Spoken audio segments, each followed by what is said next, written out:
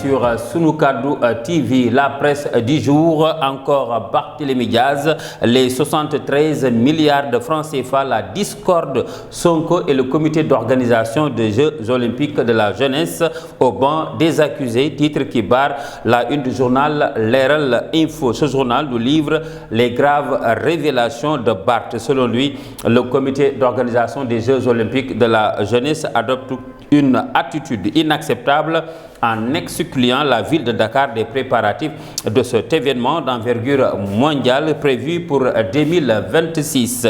Barth insiste sur la nécessité de respecter Dakar et de lui donner la place qui lui revient pour préserver son honneur et son rayonnement international. L'info d'en ajouter que Barthélémy Diaz vilipende le comité d'organisation des Jeux Olympiques de la jeunesse. Le Sénégal, selon lui, sera le premier pays à organiser des Jeux Olympiques avec 0 médaille.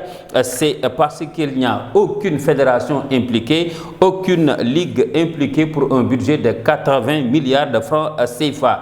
Et pour le maire de Dakar, il est temps que le comité international olympique soit informé. Et Vox Populi de nous informer que Barth se querelle pour l'héritage et réclame la part de Dakar. Il dégaine et tire, ajoute Source A qui nous dit que c'était à l'occasion du dernier conseil municipal de la ville de Dakar. Il fracasse Diagne Ndiaye et compagnie, nous dit Les Échos. Nous restons toujours avec Barthélémy Diaz pour parler cette fois-ci de sa révocation.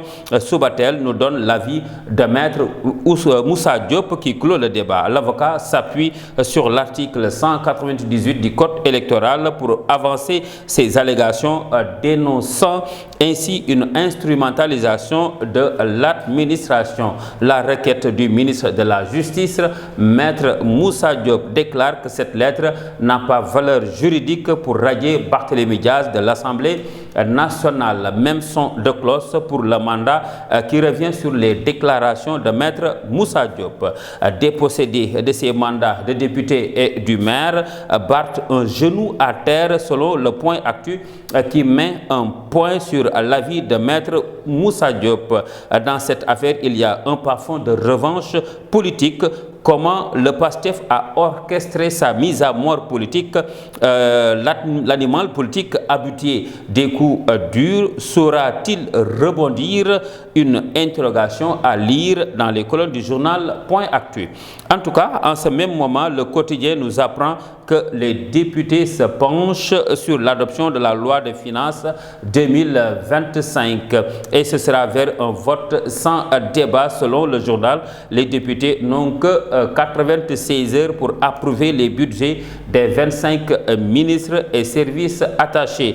L'idée d'une motion de confiance par le Premier ministre aussi agitée. Un autre dossier agité par l'Observateur, c'est la double plainte devant le procureur, le général Fall, sous la menace d'une arrestation. Le journal du groupe Futur Média nous révèle que les terribles accusations de l'officier de gendarmerie Ibrahima Dramé, ancien commandant du 2e escadron de la garde présidentielle, son séjour au Cap Manuel dans la même chambre que Bassirou Diomaye Faye, son arrestation musclée en Casamance et les dures conditions de son transfert à Dakar. L'officier parle de kidnapping, harcèlement et torture.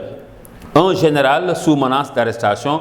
En ce même moment, un colonel est élevé au rang du grand officier de l'ordre du mérite. Il s'agit du colonel Abdoul Aziz Ndao, nous dit Direct News.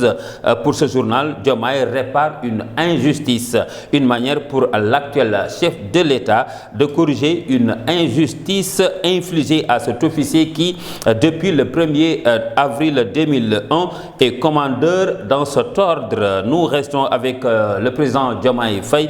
L'I quotidien nous apprend qu'il aurait déjà consulté le Conseil constitutionnel pour des élections locales anticipées en 2025.